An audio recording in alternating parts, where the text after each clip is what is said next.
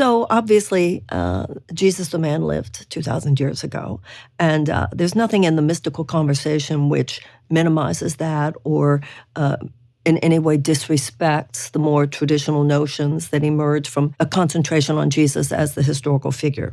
That's not what this is about at all. What it's about is the fact that in all the great religious systems, there is the mystical core. So in Judaism, they have the Kabbalah. In Islam, there is Sufism. And within Christianity, or not so much the religion of Christianity, but within the worldview that arises from a Christ-centered perspective, there has always been the Gnostic or the mystical tradition. And a lot of the ecclesiastic, more traditional church notions with dogma and doctrine, there's a minimizing of the Gnostics and the mystics, like, oh, well, they've just been a small tributary. But I remember when I read a book by Elaine Pagels called Gnostic Gospels. It was really mind-blowing for a lot of us because she makes the historical case for the fact that, no, this wasn't one major river, one tiny arbitrary tributary. This was two major rivers. But all throughout history, the mystics have been either figuratively or literally sort of run into the hills. So today, the way the mystic, the Christian, or the Christ-centered mystic, and I won't say Christian, because this is not specifically about a religion. I think that's the whole point of the mystical Christ, is that it is not only not tied to dogma or doctrine, it can't be monopolized by any one particular religion. So I think that there is a major historic rethinking going on the planet at this time, and not just in terms of religion and spirituality, politics, science, healing, food, agriculture, relationships, sex, sexuality, everything. It's like we're giving it a major rethink because clearly we are moving when you have even like the Secretary General of the United Nations saying that we're heading in an unsustainable direction, something's going to have to evolve in a different way. And when we were children, we were taught that. We were taught that if a species is displaying collective habit patterns, behavioral patterns that are maladaptive for its survival, something's going to give. Either there will be an evolutionary turn in a different direction, or that species will go extinct. And I think people, whether we are really looking at this soberly or not, I think a lot of people certainly get that we're beyond dysfunctional. We are malfunctional at this point as a species. So what's the mutation, as it were? What is the display of a better way, which is what happens when a species mutates? Some member of the species demonstrates a different way, a different possibility, and then in the cases where there is an evolution of the species, the entire species begins to move in that direction. That's what the great religious figures are. That's what the great avatars and great spiritual leaders are. They are people who have lived on the earth, and in some cases perhaps live now, and demonstrate a better way. So now you're not talking about just something that happened 2,000 years ago in somebody else's life. You're talking about what's happening in our lives right here, right now. Because the mystic Christ is not a man who lived 2,000 years ago, but the spirit that, yes, inhabited that man, but inhabits all of us. And we begin to see the story of his life in terms of its archetypal significance. All religious scripture is code. It's code. And so you begin to see, just like when people talk about dreams and they say, well, every character in the dream is an aspect of you. Every character of the Christ story is an aspect of us, an aspect of the world. And that's really what the book is about, but that's what all mystic, teachings, Christ-centered teachings are about. So nothing really new. It's just my take on Jesus then within the context of the Course in Miracles. I know so many of us have grown up in a form of Christianity or really churchianity, where it's like it's the ecclesiastic religion, right? Right.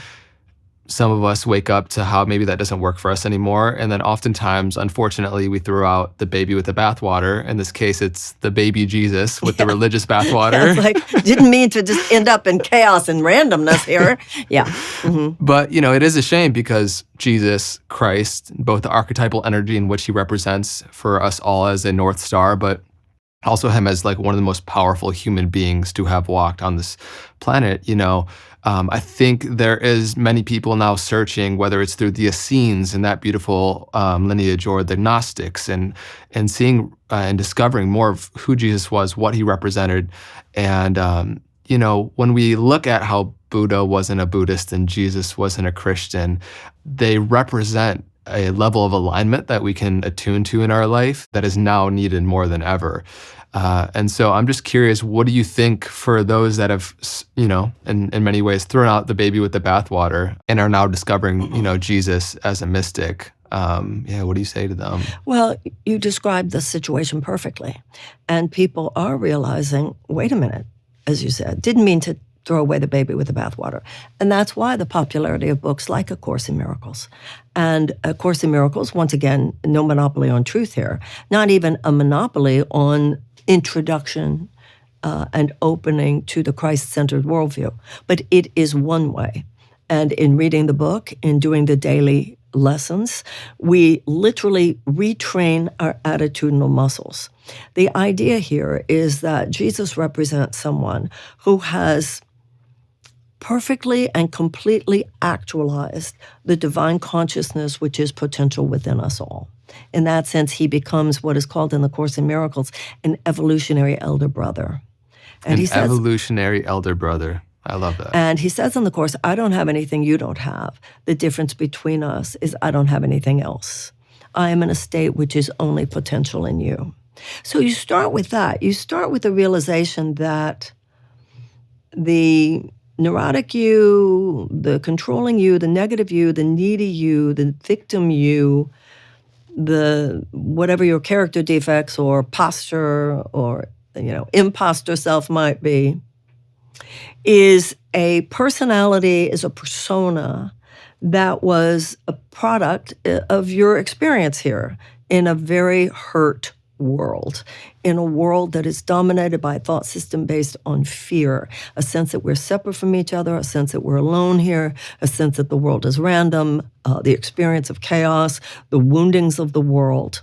And so we do what we can to cope with that, but a lot of our coping mechanisms actually make things worse, because in our hurt, we develop those personality characteristics that maybe the enlightened master would look at you and go, oh, you must be wounded. But most people would look at you and just go, you're a jerk, or you're dysfunctional, or I don't want to be around you, or whatever. Once we realize that all of that is a product of our deep-seated core beliefs and thoughts about ourselves and others, then we know that we have to heal on that causal level. You can't just heal the symptom, even of the symptoms of your own personality. You have to move into root cause. The idea of the Christ mind, the idea of that which Jesus actualized, is like an undeletable file within the computer of your own consciousness. It's not something you need to create. It's something that God created. It's in all of us. And because God created it, it's unalterable and eternal. The image I use in the book is when Michelangelo was asked, how do you create a sculpture? And he said, I go to the quarry and I see these big pieces of marble. And in my mind, God has already created the Pieta, the David, the Moses. My job, he said, is to get rid of all the excess marble that surrounds the statue that God has already made. The Christ mind, the idea of the Christ mind, is where you take the notion, Carl Jung said, if you go deep enough into your mind and deep enough into mine, there is mental imagery, what he called archetypes, that we all share. The idea of the Christ mind from a metaphysical perspective, you take it one step further, that if you go deep enough into your mind and deep enough into mine, we share the same mind. And that's really the esoteric meaning of the idea that there's only one begotten Son. Not that Jesus is the only one, but that we're all it, we are all one. When you realize we are all one, the idea of the Christ mind is not only, is there no place where I stop and you start, but that which is the perfect Christ mind is completely innocent and completely loving and completely invulnerable to lovelessness or imperfection. And all the problems of the world come from our identifying with this false world rather than the real world. So the Course in Miracles says that enlightenment is a shift in self-perception from body identification to spirit identification.